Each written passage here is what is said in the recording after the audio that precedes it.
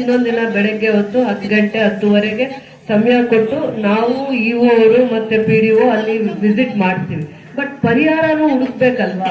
ಯಾವುದೋ ಒಂದು ಕೋರ್ಟ್ ಅಲ್ಲಿ ಇದ್ದಾಗ ಇಶ್ಯೂನ ನಾನು ಸ್ವಂತವಾಗಿ ಅಥವಾ ನಾವು ಅಧಿಕಾರಿಗಳಾಗ್ಲಿ ಅಥವಾ ನಾವು ಜವಾಬ್ದಾರಿ ಸ್ಥಾನದಲ್ಲಿರೋರು ನಾವು ಕಂಟೆಂಪ್ಟ್ ಆಗತ್ತೆ. ಕೋರ್ಟ್ ಅಲ್ಲಿ ಇಶ್ಯೂ ಇದ್ದಾಗ ನಾವು ಅದಕ್ಕೆ ನಾವೇ ಸ್ವಂತ ನಿರ್ಧಾರ ತಗೊಳಕ್ಕಾಗಲ್ಲ. ಸಮಸ್ಯೆ ಗಂಭೀರತೆನ ಅರ್ಥ ಮಾಡ್ಕೊಂಬೋದೇ ಬಿಟ್ರೆ ನಾವು ನಿರ್ಧಾರ ತಗೊಳಕ್ಕಾಗಲ್ಲ. ಕೋರ್ಟ್ ಅಲ್ಲಿ ಇತ್ಯರ್ಥ ಆಗೋವರೆಗೂ ಇತ್ಯರ್ಥ ಆಗ ಪರ್ಯಾಯವಾಗಿ ಏನಾದ್ರು ಅಲ್ಲಿ ಬಹಳ 30 ವರ್ಷ 50 ವರ್ಷದಿಂದ ಇದ್ದೀರಾ ಅಂತ ಹೇಳಿದ್ರೆ ಏನ್ ದಾರಿ ಅಂತ ಅಂದ್ಬಿಟ್ಟು ಲೀಗಲ್ ಆಗಿ ಬೇರೆ ಏನ್ ದಾರಿ ಅಂತ ತಿಳ್ಕೊಂಡು ಅದಕ್ಕೆ ಪರಿಹಾರ ಅಂತ ಹುಡ್ಕುವಂತ ಕೆಲಸ ಮಾಡ್ತೀವಿ.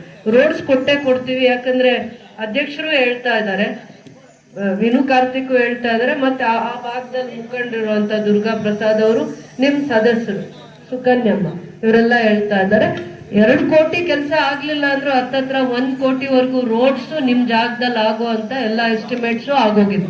1 ಕೋಟಿ ರೂಪಾಯಿ ಗ್ರಾಮ ಸಭೆ ಮಾಡಿ ಮೆಜರ್ಮೆಂಟ್ ಮಾಡಿದ್ದಾರೆ ಅಂತ ಹೇಳಿ. 1 ನಿಮಿಷ ಕುತ್ಕೊಳ್ಳಿ, ನಾನು ಹೇಳಿ 1 ನಿಮಿಷ ಕುತ್ಕೊಳ್ಳಿ.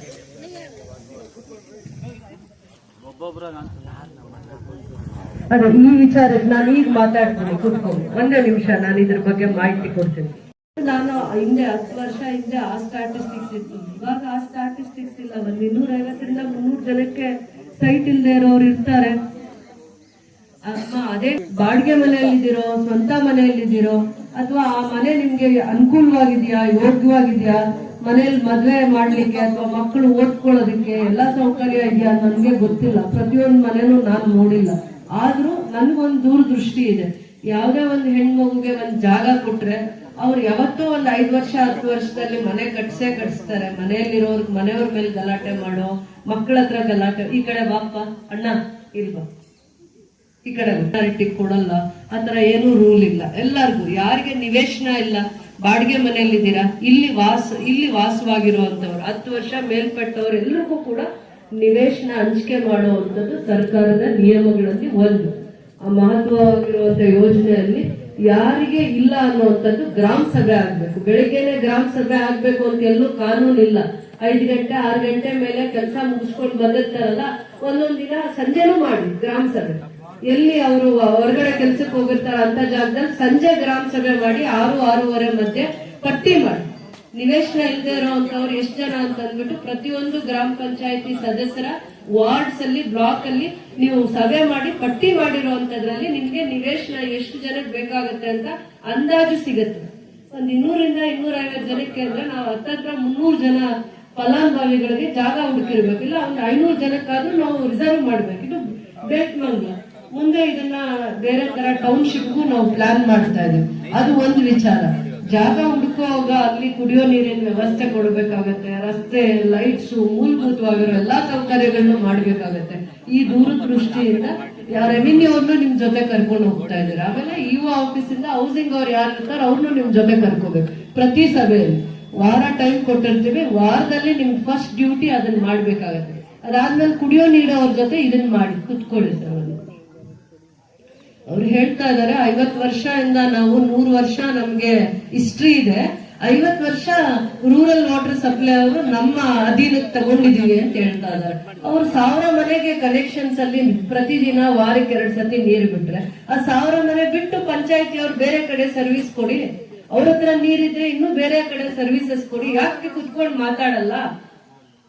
ಈಗ ಅವರು ವಾರದಲ್ಲಿ 2 ದಿನ ಕೊಡ್ತಾ ಇದೀವಿ. 2 ದಿನ ಅವ್ರು ಕೊಟ್ರೆ 1 ದಿನ ನೀವು ಇನ್ನೊಂದ್ ದಿನ ಕೊಡಿ ಪಂಚಾಯತಿಂದ. ಮಿಕ್ಕಿದ್ ಯಾವ್ಯಾವ ಮನೆಗಳಲ್ಲಿ ಸರ್ವಿಸಸ್ ಕೊಟ್ಟಿಲ್ಲ, ಬೋರ್ವೆಲ್ ಕನೆಕ್ಷನ್ಸ್ ನಮ್ಮ RDPR ಇಂದ ಕುಡಿಯೋ ನೀರವ್ರು ಬರ್ತಾರಲ್ಲ, PRED ಅವರು, ಜಲ್ ಜೀವನ್ ಅವ್ರು ಬರ್ತಾರಲ್ಲ, ಕುತ್ಕೊಳ್ಳಿ. ಅವ್ರು ಹೇಳ್ತಾ ಇರೋದ್ರಲ್ಲಿ ಏನ್ ತಪ್ಪಿದೆ? ಜಲ್ ಜೀವನ್ ಅವ್ರು ಎಲ್ಲಿ ಬೋರ್ವೆಲ್ ಹಾಕಿದೀರಾ? PRED ಅವ್ರು ಮನೆಗೆ ನಲ್ಲಿ ಹಾಕಿದೀರಾ? ಪಂಚಾಯತಿ ನಲ್ಲಿ ಹಾಕಿದೀರಾ? ಅವ್ರ ಹಳೇದೇನಾದ್ರು ಕೊಟ್ಟಿದ್ರೆ ಅವ್ರಿಗೆ ದುಡ್ಡು ಹೋಗುತ್ತೆ. ನೀವೆಲ್ಲ ಸರ್ವಿಸಸ್ ಕೊಡ್ತೀರಾ. ಕುತ್ಕೊಂಡ್ರೆ ಅದೇ ಅರ್ಧ ಬಗೆ ಹರಿಯುತ್ತೆ. ಯಾಕೆ ಕುತ್ಕೋಬಾರದು? ನೀವು ಕೊಡಿ. ಎಲ್ಲಾರ ಮನೆಗೂ ವಾರದಲ್ಲಿ 3 ದಿನ ಕೊಡಿ. ಅವ್ರು ಕೊಟ್ಟಿರೋ ಜಾಗದಲ್ಲಿ ತಪ್ಪಿಸಿ ಬೇರೆ ಜಾಗದಲ್ಲಿ ಕೊಡಿ, ಸರ್ವಿಸ್ ಕೊಡಿ. ನೀವೊಂದ್ ಕಡೆ ಕೊಡಿ, ಜಲ್ ಜೀವನ್ ಅವ್ರೊಂದ್ ಕಡೆ ಕೊಡ್ಲಿ, ಅವ್ರೊಂದ್ ಕಡೆ. 3 ಜನ ಮಾತಾಡ್ಕೊಂಡು ಕೊಟ್ರೆ 5000 ಫ್ಯಾಮಿಲೀಸ್ಗೆ ಕುಡಿಯೋ ನೀರು ಕೊಡಕ್ ಆಗಲ್ವಾ? ಪ್ಲಾನ್ ಮಾಡ್ಬೇಕು. ಎಲ್ಲ ಈ ಕತೆ ಬಿಟ್ಟು ರಾತ್ರಿ ಆದ್ಮೇಲೆ ಆಫೀಸ್ ಬೀಗ ಹಾಕಿ, 7 ಗಂಟೆ ಆದ್ಮೇಲೆ ಆಫೀಸ್ ಬೀಗ ಹಾಕಿ ಭಯಭಕ್ತಿಯಿಂದ ಮನೆಗೆ ಹೋಗಿ ಬೆಳಗ್ಗೆ ಎದ್ದು ಬಂದು ಯಾರ್ರಿ ರಾಜಕೀಯ ಹೇಳ್ಕೊಡೋದು ಆಫೀಸರ್ಸ್ಗೆ? ಯಾರೇ ಅವರು ನಿಮ್ಗೆ ರಾಜಕೀಯ ಹೇಳ್ಕೊಡಕ್ ಬರೋದು? ಮಾಡ್ರಿ ಜನಗಳ ಸೇವೆ. 38 ವರ್ಷ, ಇನ್ನೊಂದ್ 2-3 ವರ್ಷ ರಿಟೈರ್ಡ್ ಆಗ್ತಾರೆ. ಅವ್ರ ಟೈಮ್ ಸಿಗೋದಿಲ್ಲ ಮೇಡಮ್. ಅವ್ರಿಗೆ 1 ವರ್ಷ ಆಗಿದೆ. ಈ ಖಾತಾ ಅಂತ ಈ ಖಾತಾ ಕೊಟ್ಬಿಟ್ಟು ನಾನು ಹೇಳೋದು ಮಾತಾಡ್ತೀನಿ ಒಂದು ನಿಮಿಷ. ನಂದು ಪ್ರಾಬ್ಲಮ್ ಇದೆಯಲ್ಲ, ನಾನೇ ಆಯ್ತಾಯ್ತು. ಒಂದ್ ನಿಮಿಷ. ಕುಡಿಯೋ ನೀರು ಪ್ರತಿ ಮನೆಗೂ ಕುಡಿಯೋ ನೀರು ಕೊಡ್ಬೇಕು. ಅದು ನಿಮ್ ಡ್ಯೂಟಿ ಆಗ್ಬೇಕು, ಆದ್ಯತೆ ಆಗ್ಬೇಕು, ಮೊದಲನೇ ಆದ್ಯತೆ. ಬೋರ್ವೆಲ್ಸ್ ಕೊಡ್ಸಿದೀವಿ ನಾವು, ನಿಮ್ಗೆ ಬೋರ್ವೆಲ್ ಕೊಡ್ಸಿದೀವಲ್ವಾ? ಪಂಚಾಯತಿಯಲ್ಲಿ ಈಗ 10 ಲಕ್ಷ ರಿಸರ್ವ್ ಮಾಡಕ್ ಹೇಳಿದ್ದಾರೆ. ಪಂಚಾಯತಿಗೆ ದುಡ್ಡು ಬಂದ್ರೆ 10 ಲಕ್ಷ ರಿಸರ್ವ್ ಮಾಡಿ, ಆಮೇಲೆ ನಾವು ನಿಮ್ಗೆ ಕೆಲವೊಂದು ಟಾಸ್ಕ್ ಫೋರ್ಸ್ ಅಲ್ಲಿ ಬರೋವಂಥದ್ದು, ಜಲ್ ಜೀವನ್ ಅಲ್ಲಿ ಬರೋವಂಥದ್ದು, ರೀಡ್ರಿಲ್ ಎಲ್ಲಿ ಮಾಡ್ತೀವಿ, ಹೊಸಾದ್ ಎಲ್ಲಿ ಮಾಡ್ತೀವಿ, ಅದ್ರ ಪಟ್ಟಿ ಕೊಡ್ತೀವಿ. ಮಾಹಿತಿ ತಗೊಂಡು ನೀವೊಂದ್ ಕಡೆ ಸರ್ವಿಸ್ ಕೊಡಿ, ಅವ್ರೊಂದ್ ಕಡೆ ಸರ್ವಿಸ್ ಕೊಡ್ಲಿ. ಜಲ್ ಜೀವನ್ ಎಲ್ಲೆಲ್ಲಿ ಬೋರ್ವೆಲ್ ಕೊಡ್ಸಿದಾರೆ ಅದು ಕೂಡ ಸೈಮಲ್ಟೇನಿಯಸ್ ಆಗಿ 3 ಕಡೆಯಿಂದನೂ ವಾಟರ್ ಸರ್ವಿಸಸ್ ನ ಕೊಡಿ. ಮತ್ತೆ ಕುಡಿಯೋ ನೀರಿನ ಸಮಸ್ಯೆ ಬರುತ್ತಾ ನೋಡಿ. ಹೋಗಿ ದುರ್ಗಾಪ್ರಸಾದ್ ಅಧ್ಯಕ್ಷರಿರುವಾಗ ವಾಟರ್ ಬಸ್ ಎಲ್ಲ ಕೆರೆ ಒಣಗೋಗಿತ್ತು, ಅವ್ರ ಕೈಗಳು ಎತ್ಬಿಟ್ರು. ಪಂಚಾಯತಿ ಓಡಿಸಿದ್ದು ಪ್ರತಿ ಮನೆಗೆ ಟ್ಯಾಂಕರ್ ನಮ್ದೇ, ಬೋರು ನಮ್ದೇ ಓಡಿಸಿರೋದು. ಯಾವ ವಾಟರ್ ಬಸ್ ಅವರು ಕೊಟ್ಟಿಲ್ಲ, ದುಡ್ಡು ತಗೊಂತಾರೆ.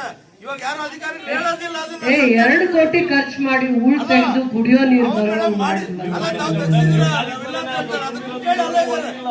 ದುರ್ಗಾಪ್ರಸಾದ್ ಅಧ್ಯಕ್ಷರಿರುವಾಗ ಟ್ಯಾಂಕರ್ ನಲ್ಲಿ ಇಲ್ಲ ಮೇಡಮ್. ಮತ್ತೆ ಮೇಲ್ಪೇಟೆಯಲ್ಲಿ ವಾಟರ್ ಬೋರ್ಡಿನ ದೊಡ್ಡ ಟ್ಯಾಂಕ್ ಇದೆ. ಅಟ್ಲೀಸ್ಟ್ ಟ್ಯಾಂಕ್ ಕೂಡ ಅವ್ರ ಇಲಾಖೆ